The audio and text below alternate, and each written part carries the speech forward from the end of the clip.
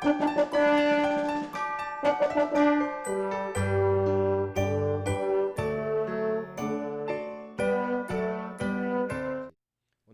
성전 파괴의 때와 그에 따른 징조에 대해서 우리 주님께서 말씀하신 거, 제가 하지는 못하거든요. 그런데 보는 거는 좋아합니다. 그게 뭐냐면 낚시거든요. 그런데 낚시를 하면 제가 보니까 뭐 잔잔한 바다, 그런 바다에서도 낚이지만 저는 이해를 하지 못했지만 낚는 것을 보니까 직접 경험하니까요, 거친 바다에서 대물이 나옵니다. 그런 이야기를, 또 그런 말을 하고 잡아서 낚는 것을 보았기 때문에 아, 그렇구나. 비바람이 치고요, 폭풍우가 치고 바람이 불고 뭐 파도가 거세서 그 배에 서 있는 것 그 자체도 힘든데 그 거친 바다에서 낚으면 정말 큰 대물이 낚이더라고요. 여러분, 오늘 말씀 가운데요, 이 신학자 스타인이 뭐라고 얘기를 하냐면요, 이 오늘 말씀들이 세상의 종말이 아니라, 이 종말에 관해서 말씀하는 것이 아니라 실제적으로 역사적으로 70년의 성전 파괴에 대해서 말을 하는 것이라고, 말씀하시는 거라고 그렇게 주장을 합니다. 우리가 하나님의 말씀을요, 있는 그대로 바라보는 거잖아요. 그렇죠? 그래서 특별히 우리 개혁주의 가운데 이 성경을 보는 그 관점은 문맥입니다. 그렇죠? 뭐 문자적이지는 않지만 이 성경에 있는 그대로 그 문법적으로 바라보는 거기 때문에 스타인의 주장이 맞는 것 같아요. 왜요? 예수님께서 성전 파괴의 때와 징조를 말씀하신 것은 세상의 종말을 이야기하신 것이 아니라 실제적으로 일어나는 그 역사에 대해서 말씀하셨잖아요. 그런데 우리는 그 말씀에 무엇을 할 수 있죠? 항상 설교도 마찬가지입니다. 그래서 성회를, 설교의 대가들이라든지 설교의 방법을 이해할 때 강해라고 하죠. 적용이라는 것이죠. 성전 파괴의 때와 그 징조를 역사적으로 우리가 바라보면서 그것을 또한 우리의 세상 가운데 적용하는 것이죠. 그 적용이 뭐예요? 앞서 이야기했던 것처럼 종말과 재림에 관한 것으로 확대 해석해서 우리가 적용할 수 있다는 것입니다. 하지만 1차적으로 궁극적으로 예수님께서 말씀하시는 것은 곧 일어날 일에 대해서, 역사적으로 분명하게 발생할 일에 대해서 예언하신다. 여러분, 32절, 우리가 32절에 뭐라고 되어 있습니까? 32절에 우리가 보지는 않았어요. 그런데 32절에 있는 말씀을 보면 진실로 너에게 말하노니 이 세대가 지나가기 전에 모든 일이 다 이루어지리라. 이 세대, 여러분, 이 세대가 무슨 뜻이죠? 이 한 세대, 이게 한 세대가 무엇이냐면 한 사람, 한 인간이 태어나서 죽을 때까지의 그 생의 기간입니다. 그러니까 예수님께서 말씀하시는 그 말씀은 한 세대가 가기 전에 곧 일어날 것이라는 것이죠. 그래서요, 여러분, 이 말씀은요, 우리가 1차적으로 이 말씀을 문맥적으로 정확하게 해석을 해야 되는 것이고, 이것을 통해서 또한 적용하는 것이 무엇이냐면 성전 파괴에 대한 그런 징조의 말씀은 세상적인 종말과 또한 예수님의 재림 때의 징조로 우리가 적용해 볼 수 있다는 것입니다. 우선 그렇기 때문에 우리가 먼저 1차적으로 무엇을 보아야 돼요? 예수님께서 말씀하셨던 역사적인 것을, 성경의 문맥에 따라 그것을 우리가 확인해 봐야 한다는 것이죠. 그 확인도 없이 그냥 무조건 적용에만 하면 안 되는 것이죠. 그래서 오늘 그 말씀을 우리가 확인해 보는 것입니다. 여러분, 예수님께서 성전의 파괴와 때를 알려주셨어요. 정말 그런 말씀을, 우리가 이 말씀을 볼 때마다 너무나 감사한 거예요. 우리 예수님께서 참 자세하셔요. 그 때와 징조를 직접적으로 말씀해 주시잖아요. 성전 파괴가 있기 전에 무엇이 있다고요? 거짓 메시아, 전쟁, 지진, 기근, 특이한 천체적인 현상들, 또한 그리스도인이 뭐 한다고요? 박해를 당함, 예루살렘 포위, 그 모든 징조가 일어날 것이라고 예수님께서 미리 예언하십니다. 그런데 예수님께서 예언하신 그대로 어떻게 돼요? 실제적으로 역사적으로 그것이 나타나는 것입니다. 성전 파괴는 반드시 한 세대 내에 발생하게 된다는 것이에요. 누가복음은요, 특별히 이 성전 파괴의 때가, 여러분 성전 파괴가 되면 모든 것이 다 끝나는 거 아니에요? 멸망이잖아요. 멸망되는데 우리가 왜 예수님을 믿어야 합니까? 성전이 파괴가 되는 것을 예언하시는 예수님을, 우리 예수님은 정말로 예언자이시구나, 그 말씀하시는 대로 모든 것이 다 이루어지는구나, 우리가 그 예언하시는 예언자 예수님을 믿는 것이에요. 성전 파괴를 우리가 그 말씀을 믿는다면 성전 파괴는 모든 것이 끝나는 멸망입니다. 그러면 우리가 멸망을 가져오시는 예수님을 우리가 어떻게 믿어야 됩니까? 분명하게 아셔야 되는 것이에요. 성전 파괴로 인해서 우리에게 주어지는 것이 무엇이에요? 성전 파괴로 인해서 누가복음은 이것을 강조하는 것이에요. 이것이 핵심입니다. 꼭 기억하십시오. 누가복음은 성전 파괴의 때가 곧 새 이스라엘의 속량의 때이며 하나님의 나라가 임하는 단계임.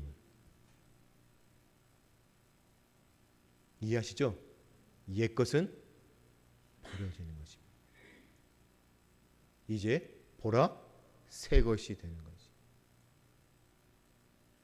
예전의 관습들, 주님을 메시아로 알지도 못하고 지금 이 시대 가운데, 그 시대도 마찬가지지만 아직도 예수님을 군사적이고 정치적인 메시아로 바라보고 다윗의 자손 예수여를 외치고 있던 그곳에 무엇이 임한다고요? 성전 파괴가 임해야 한다고요. 그 모든 것이 폐하여진다고요. 하지만 그것이 끝이 아니라는 것입니다.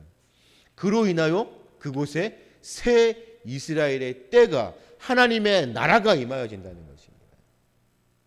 그것을 위해서 누가 오셨어요? 그렇죠.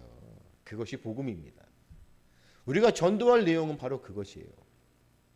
자, 우리가 이 말씀을 보기 전에 저는 TV에서 이런 이야기를, 뉴스를 보았습니다. 우리 집사님도 계시니까 혹시 이 뉴스 보셨는지 모르겠어요. 원장 선생님이 아이들에게 뭐 하면 지옥 간다고요? 잘못하면, 나쁜 짓 하면 지옥 간다고 합니다. 그래도 감사하게도요, 그 원장 선생님을 뭐라고 했죠? 이단을 믿는 원장님이 그 아이들에게 나쁜 짓 하면 지옥 간다. 여기서 우리 여러분들에게 바르게 말씀드리고 싶어요. 나쁜 짓 하면 지옥 갑니까? 아시겠죠? 이게 핵심이에요.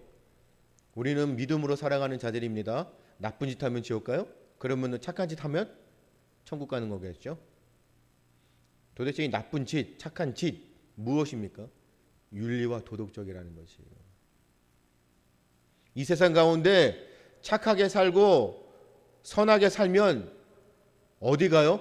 천국 가요. 하지만 나쁜 행동, 나쁜 짓 하고 거짓말하고 악하게 살면 지옥 가요. 당연한 거 아니겠습니까? 세상의 이치 가운데. 그런데 정말입니까? 우리가 구원을 받고 천국을 가는 것은 누구 때문입니까? 그렇죠? 우리 주님을 나의 주로 고백하지 않고 예수님을 믿지 않으면 아무리 이 땅 가운데 착하고 선한 사람이어도 천국 간다고요? 그것이 이단입니다. 그것이 지금 교회의 현실입니다. 뭐 하면요? 교회에 와서 예배 잘 드리고 전도 많이 하고 착한 짓 많이 하면. 여러분, 교회가요 예수 그리스도를 증거하고 우리 주님밖에 없습니다. 주님을 믿지 않으면 우리도 천국에 갈 수 없습니다. 왜요? 구원받지 못하기 때문에. 주님을 나의 주로 고백하지도 않으면서 그냥 행위적으로 나와서 그냥 착한 그런 것들 많이 하면 구원받는다고요? 오늘 그 말씀을 예수님께서 말씀하시는 거예요.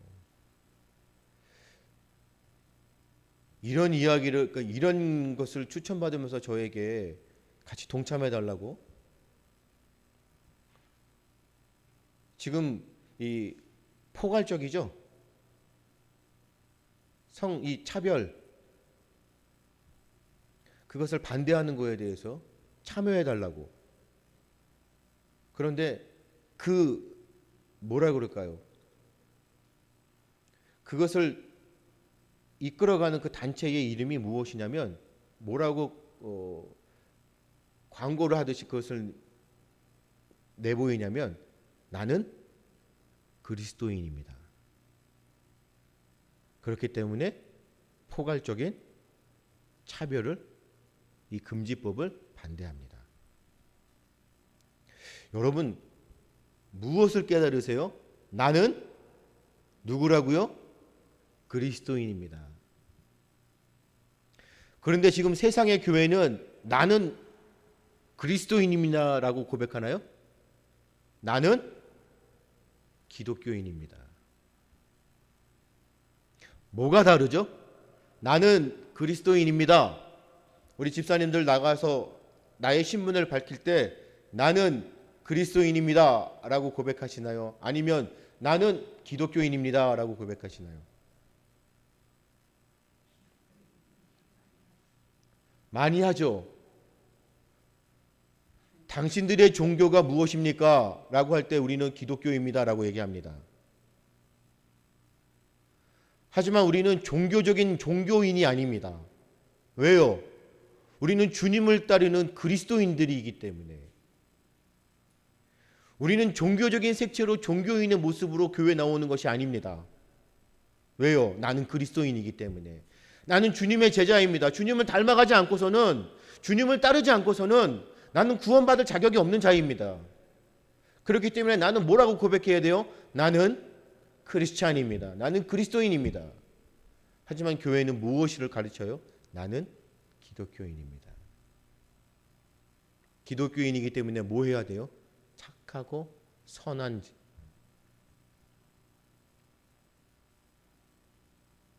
억울하고 불쌍하고 정말로 힘들어하는 자들을 구제하는 착한 행동들. 어두운 데 가서 빛을 밝히는, 그렇죠? 선한 영향력을 나타내는 선한 기독교인들. 사랑하는 우리 참 좋은 교회 여러분들, 우리 교인들이잖아요. 특별히 지금 방송 가운데 함께 하시는 분들 명심하십시오. 나는 기독교인이 아닙니다. 나는 그리스도인입니다. 그렇기 때문에 나는 거친 파도 가운데 고난도 기뻐합니다. 그 길이 나에게는 기쁨이고 행복의 길입니다. 왜요? 주님이 가셨기 때문에. 나는 그리스도인으로 주님을 따르는 제자이기 때문에. 세상에서 아무리 우리를 박해하고 우리 가운데 핍박한다 할지라도 나는 그리스도인이기 때문에 포괄적인 차별금지법을 반대합니다. 이루은 것이 바로 믿음입니다. 그렇기 때문에 여러분 잘 가르쳐 주셔야 돼요. 특별히 우리 자녀들에게 잘 가르쳐 주셔야 돼요. 너희들 착하면, 착한 짓 많이 하고 이쁜 짓 많이 하면 천국 간다. 큰일 날 소리입니다. 너희들 나쁜 짓 하고 거짓말하고 그러면 지옥 가. 큰일 날 소리이십니다. 너희들 예수님을 믿지 않으며 하나님을 바라보지 않고 세상 가운데 너희 마음대로 산다면, 말씀을 너희들이 믿지 않고 말씀대로 살아가지 않는다면 너희들은 구원받지 못하고 지옥 간다는 거지. 이것을 가르치셔야 합니다. 왜요? 나는 그리스도인입니다. 할렐루야. 우리 교회는 그리스도인들이 모여있는 교회입니다. 자, 그렇기 때문에 여러분 5절입니다. 아름다운 돌, 그렇죠? 5절에 아름다운 돌이라고 되어 있죠. 역사적으로 볼 때요, 그 예루살렘이요, 여러분 혹시 어디라고 해야 될까요? 이태리 쪽이라고 해야 될까요?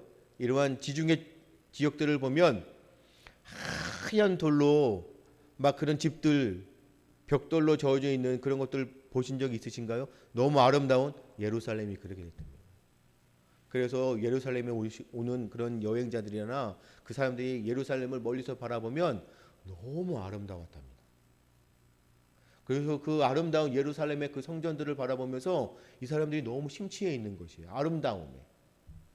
그런데 그 아름다움에 예루살렘을 바라보고 있는 그 사람들 가운데 예수님께서 뭐라고 말씀하셔요? 돌 위에 돌 하나도 남지 않을 것이다. 한국 교회 교회들이요, 지금요, 저마다 뭐하죠? 재건축하고요. 교회가 그냥 화려하고 웅장해가지고서 그냥 세상의 사람들이 바라보면 이것이 교회인가? 저도 꿈을 가지고 기대하면서 우리 교회가 어떻게 건축되어야 될 것인지 제가 유튜브로 동영상들을 많이 보는데요. 와, 이것이 예배당인지 공연장인지 화려합니다. 화려해. 그 화려한 가운데 뭐만 있죠? 나는 기독교인입니다. 자랑하고 있습니다. 우리 교회가 어떤 교회인지 알아? 주님께서 말씀하십니다. 돌 위에 돌 하나도 돌 위에 남지 않을 것이다. 여러분, 그 말씀대로 성전이 파괴되는 것이잖아요. 그랬더니 사람들이, 그 아름다움이 심취되어 있던 그런 사람들, 그 모든 사람들이 그 예루살렘을 바라보며 그 사람들이 예수님과 함께 동행하며 그 무리들이 예수님께서 말씀하시니까 물어보잖아요. 많은 사람들이 이 물어보는 이 사람들의 이 질문에 대해서 뭐라고 얘기하냐면, 이 사람들이 물어보는 것이 종말이 언제 올 것입니까? 이러한 모습들의 종말이 언제쯤 올 것입니까? 여러분, 1차적으로 무엇이라고요? 예수님은 역사적으로 예루살렘에 임하여 줄 것을 말씀하시는 것이에요. 그렇기 때문에 그들도 물어보는 것이 무엇이냐면, 예루살렘이 언제 그렇게 멸망되는 것입니까? 이것을 물어보는 거라는. 그 아름다운 예루살렘의 성전이 무너질 것이라는 예수님의 말씀에 이들이 얼마나 놀랐겠습니까?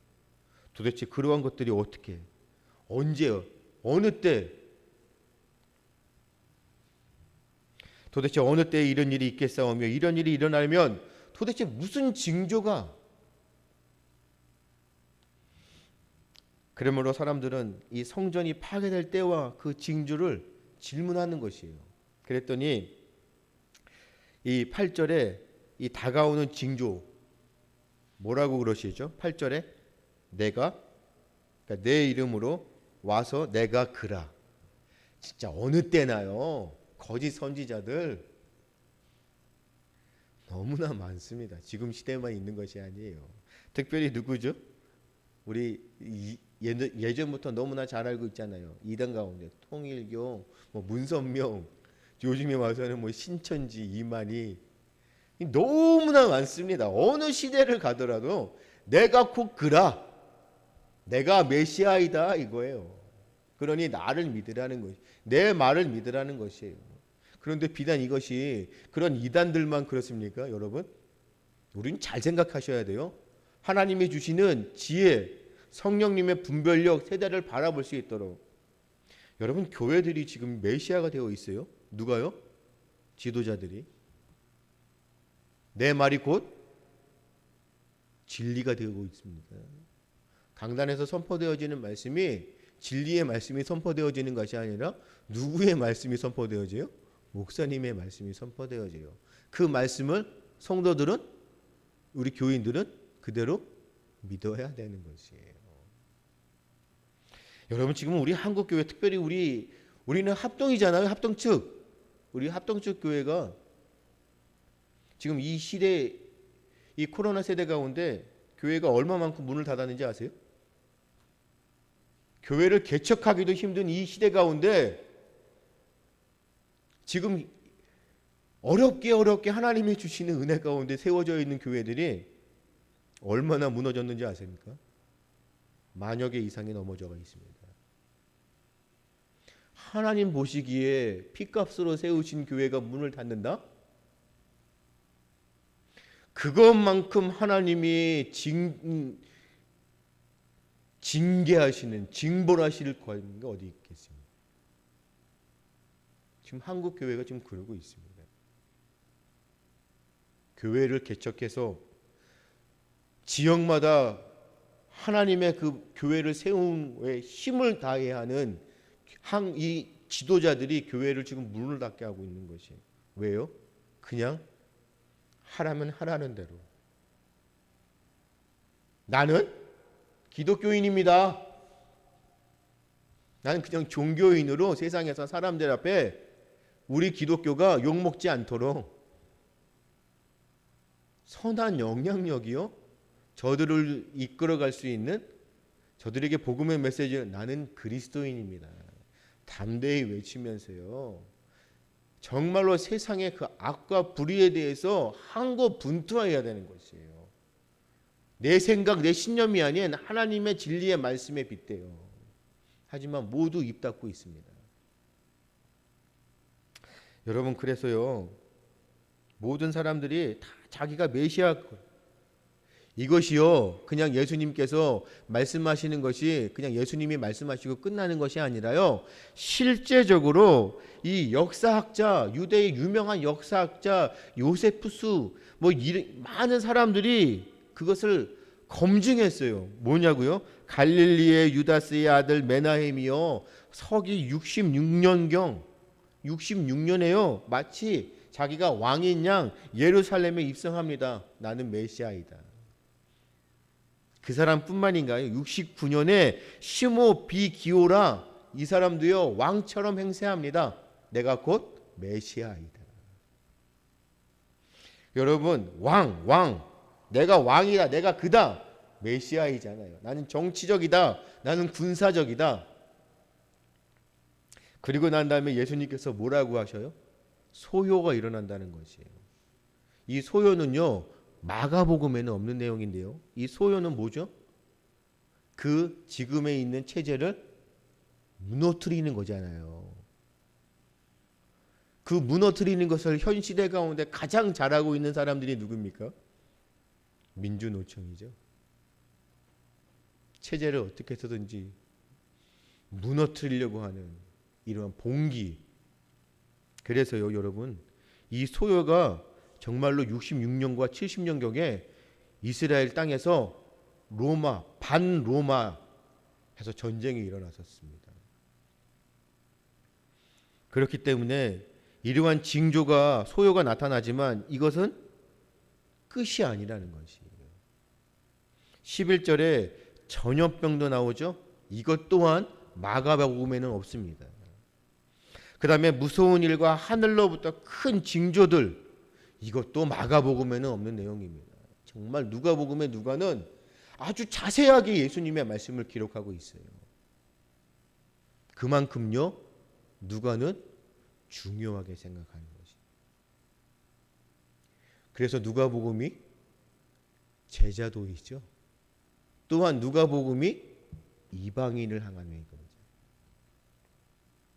여러분, 그렇기 때문에 이러한 전염병들, 이러한 징조들이요, 무서운 일과 하늘로부터 일어나는 큰 징조들이요, 구약 성경에 그대로 나타납니다.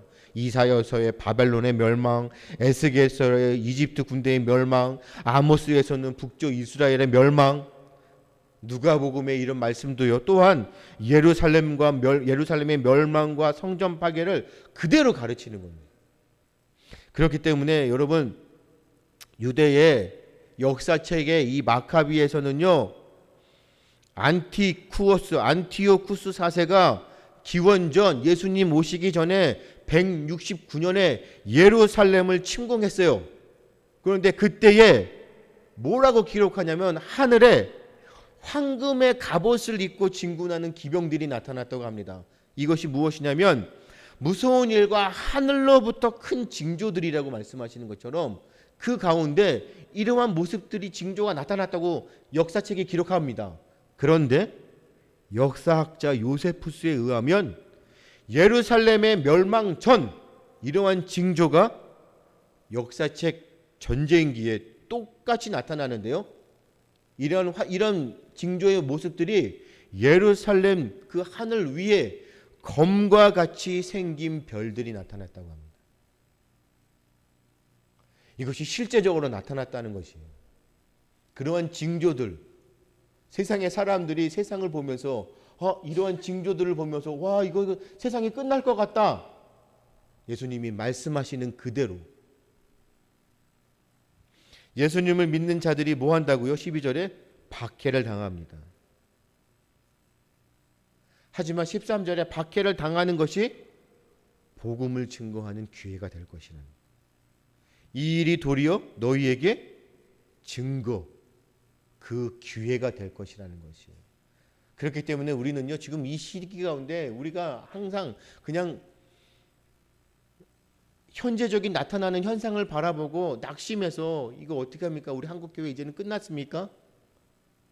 지금 많은 교회들이 힘들어하는 가운데 교회 지도자들이 세우기도 힘든 교회들을 문 닫게 하고 있고, 그것에 대해서 반성도 없고 회개도 없고 떳떳함으로 어쩔 수 없는 상황 아니냐, 어려운 시기 가운데 교회가 따라가야 되지 않겠느냐 변명하고 있고, 그 가운데 여러분 이러한 모든 기회 가운데 그래도 살아서 생명력 있는, 앞서 말씀하셨던 것처럼 믿음 있는 하나님의 사람들은 세상을 향하여 외친다는 것이에요.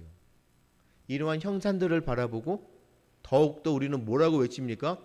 그러므로 우리는 예수 그리스도를 믿으십시오. 그래서 지금 이 시기 가운데 여러분 이제 많은 목사님들이 뭐라고 하죠? 한국교회 이러면 안 된다. 이제 외칩니다. 이제 외치기 시작하셨어요.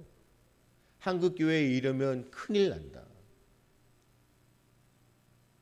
진작 외치시죠.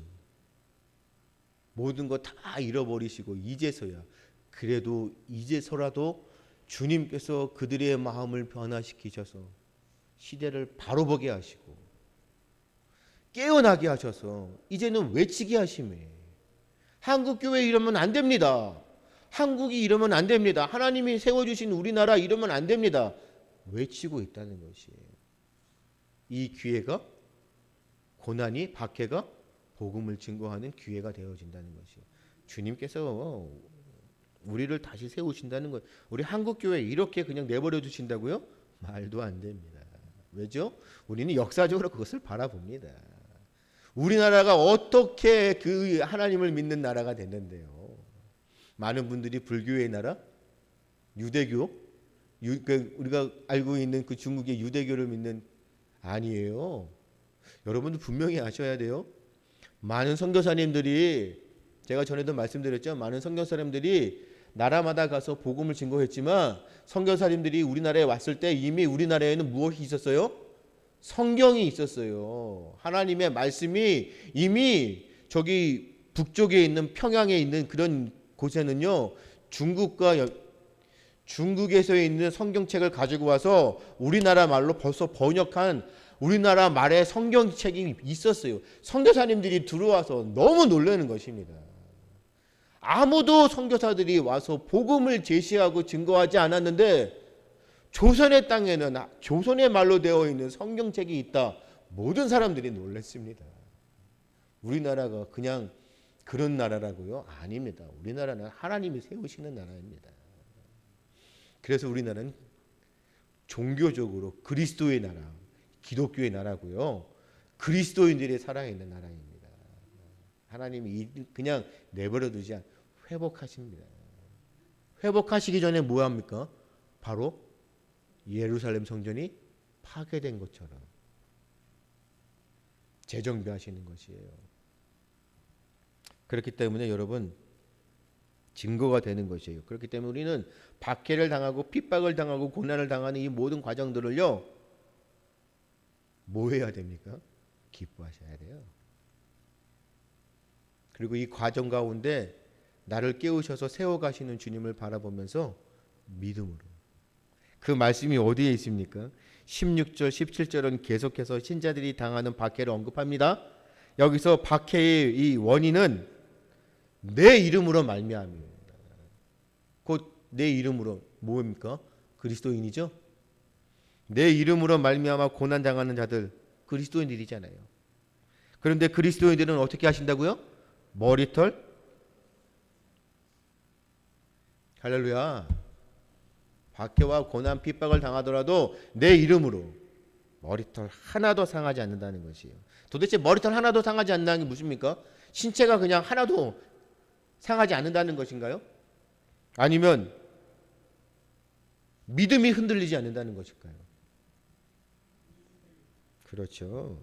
여러분 16절과 17절의 박해를 실질적으로 묘사하는 것은요, 신체가 안전하게 보존될 수는 없습니다. 왜요? 박해를 당하고 핍박을 당할 때 이 시대 가운데 그리스도인들이 로마의 그런 박해 가운데, 유대인들의 박해 가운데 신체가 온전히 보존될 수는 없잖아요. 구타를 당할 수도 있는 것이고 죽임을 당할 수도 있는 것이에요. 그렇죠? 하지만 궁극적으로 이 말씀은요, 우리의 그 믿음을 흔들어서 교회를 무너뜨릴 수 없다는 것입니다. 내 이름으로, 주님의 이름으로 고난을 당하는, 박해를 당하는 그리스도인들은 머리털 하나도 상하지 않는다. 내 믿음이 흔들리지 않는다는 것이에요. 왜요? 주께서 붙으시기 때문에. 교회를 무너뜨릴 수 없습니다. 아무리 세상이 우리 가운데 공격한다 할지라도. 그렇기 때문에 여러분 무너지지 않습니다. 우리 믿음이 흔들리지 않습니다. 견고하게 서 있습니다. 그래서 우리는 주님을 바라보는 것이에요. 그렇기 때문에 뭐라고 합니까? 19절에 너희 인내로 너희 영혼을 얻으리라. 뭐죠? 주님께서 도대체 이 말씀이 무슨 뜻입니까? 너희 인내로 머리털 하나도 상하지 않는다. 믿음이 결단코 흔들리지 않을 것이다. 교회를 무너뜨릴 수 없을 것이다 라고 말씀하신 주님께서 19절에 너희 인내로 너희 영혼을 얻으리라. 여러분 인내는 박해를 당할 때 끝까지 견디는 거잖아요. 흔들리지 않는 거잖아요. 그렇기 때문에 신실한 인내는, 흔들리지 않는 견고한 신실한 인내는 곧 믿음의 특징이에요. 여러분 믿음이 어떤 한 것이 아니라고 제가 말씀드렸죠. 믿음은 여러 가지가 많습니다. 특별히 우리 지수님들 기억하세요? 믿음, 집요함 꼭 기억하셔야 돼요. 집요함입니다. 끈질김, 과부가 악한 재판장한테 끝까지 찾아가서 아주 집요하게 나의 원한을 풀어달라고 했을 때 선한 재판장이신 예수님께, 우리 하나님께서 더더구나 하물며 하나님의 자녀, 우리 그리스도인들을, 제자들을, 우리들의 소원을 안 들어주시겠냐? 마침내잖아요. 언젠가는. 그렇기 때문에 믿음은요, 신실함, 인내, 집요함, 우리의 모든 삶의 전체가 믿음입니다. 그래서 믿음은요, 여러분 인격체라고 보시면 돼요. 그래서 나의 믿음이 어떻게 하라고요? 자라가게 하시고 나의 믿음이 성숙되게 하여 주옵소서. 여러분 지혜도 마찬가지잖아요. 우리가 지혜가 한 단계 성숙되어지고 우리가 의 지혜가 우리 가운데 자라날 수 있도록 우리가 기도하잖아요. 제가 말씀을 볼 때마다 깨닫는 거지만 우리는 하나님의 형상입니다. 지정의 하나님의 전인격을 닮아서 우리는 창조되었습니다. 그렇기 때문에 우리의 모든 모습은 인격화되는 것이에요. 믿음 또한, 지혜 또한, 그래서 믿음도 인격화되는 것이죠. 의인화된다는 것이에요. 그렇기 때문에 여기서 견디는 거, 신실하고 그 신실하게 인내하는 모습, 견디어내는 모습, 곧 신실하게 견디며 너희 영혼을, 그렇죠? 얻으라는 그 말씀은요, 영혼을 얻으리라는 그 말씀은 곧 궁극적으로 구원을 얻을 것이라는 얘기입니다. 아시겠죠? 그렇기 때문에 사랑하는 여러분들, 오늘 이 19절에 있는 말씀을 끝으로 여러분들에게, 우리가 오늘 말씀 가운데 다 보시면 우리에게 주어지는, 우리가 세상 가운데 취해서요 기독교인으로 살아간다면 하나님 보시기에 진정한 제자이고 자녀가 아닙니다. 그리스도인이 되어야 돼요. 그리스도인으로 살아갈 때 주님의 이름으로 우리는 박해를 당하고 고난을 당하고 시험을 당합니다. 하지만 그 박해를 당하고 고난을 당하며 시험을 당하는 그때가 복음을 증거할 수 있는 기회가 되는 것이고, 그러한 과정들을 통하여 내가 그리스도인으로, 그렇죠? 믿음을 가지고 인내하며 궁극적으로 나는 구원을 얻을 수 있는 존재가 된다는 것이에요. 그래서 오늘도 우리는 주님 앞에, 하나님 앞에 기도합니다. 나에게 믿음을 주옵소서. 흔들리지 않고 오직 주만을 바라볼 수 있도록, 우리가 시대적으로 우리가 앞에 있는 우리의 환경적인 요인들만 바라본다면 우리는 낙심할 수밖에 없어요. 하지만 우리를 견고하게 세워가시고 우리를 자라게 하시고 성숙하게 하기 위해서는, 앞서 제가 뭐라고 말씀드렸죠? 거친 파도에서 대물이 낚입니다. 우리에게는 이 거친 파도가 임하여야 됩니다. 잔잔해지면, 우리가 너무 평탄한 길을 가게 되면 주님의 은혜를 잊어버리고요, 우리가 자라갈 수가 없습니다. 왜요? 안주하기 때문에. 이것이 우리의 본성입니다. 그래서 우리 집사님들 기도하십시오. 그리고 가르치셔야 됩니다. 특별히 하나님 앞에 믿음을 달라고 기도하시면서 내 자녀를 위해서, 특별히 보미를 위해서 이산승 집사님 꼭 기도하셔야 돼요. 뭐라고요? 우리 보미를 위해서 하나님 거친 파도를 많이 겪을 수 있도록, 그 거친 파도 가운데, 그 고난과 역경과 그 모든 핍박과 시험 가운데 하나님을 발견하고 하나님을 바라볼 수 있도록, 그리하여서 내 사랑하는 자녀 보미가 믿음으로 성장하면서 주님께서 찾으시는 그리스도인으로 자라갈 수 있도록, 너무 안주할 수 있는 평탄한 길만을 주지 마시고 정말로 아끼고 사랑하신다면, 그리스도인으로 제자로 이끌어 가신다면 내 자녀에게, 내 보미에게 하나님 거친 파도의 시험도 허락하시고 폭풍우가 치게 하시고 잔잔한 그런 배에서 서 있는 것이 아니라 내가 서 있을 수 없을 만큼의 그 요동치는 그런 과정 가운데도 겪게 해 주시옵소서. 그럼에도 그 가운데 주의 손이 붙드시고 이끌어 주심을 믿습니다. 할렐루야. 그러한 교회가 우리 참 좋은 교회가 되었으면 좋겠고 우리의 인생이 되었으면 좋겠습니다. 그리하여 마침내 우리는 뭐 한다고요? 구원을 얻는 존재가 되는 것입니다. 한 주간도 이러한 믿음으로 승리하셔서 주님 앞에 인정받는 주님의 제자들 되시기를 주님의 이름으로 축복합니다. 기도하겠습니다. 아버지 하나님 감사합니다. 정말 우리 예수님께서 그 예루살렘의 그 멸망, 파괴되는 그 때와 징조를 말씀하심에 우리가 귀를 기울이고 묵상할 때마다 이 말씀 붙들고 진정으로 하나님 그리스도인이 되게 하여 주시고 요동하지 않고 견고하게 인내하며 믿음으로 승리할 수 있도록 우리를 붙드시고 인도하여 주옵소서. 한 주간도 우리 집사님들의 모든 삶 위에, 우리 참 좋은 교회 위에 하나님 함께 하셔서 승리할 수 있도록 바라보게 하시고, 우리 한국교회 가운데 하나님께서 기회를 주셨습니다. 회복시켜 주셔서 정말로 세상 가운데 영향력을 나타나며 세계적으로 주의 복음을 증거하는 참된 우리나라가 되어줄 수 있도록 주께서 역사하여 주옵소서. 감사하며 예수님의 이름으로 기도드리옵나이다.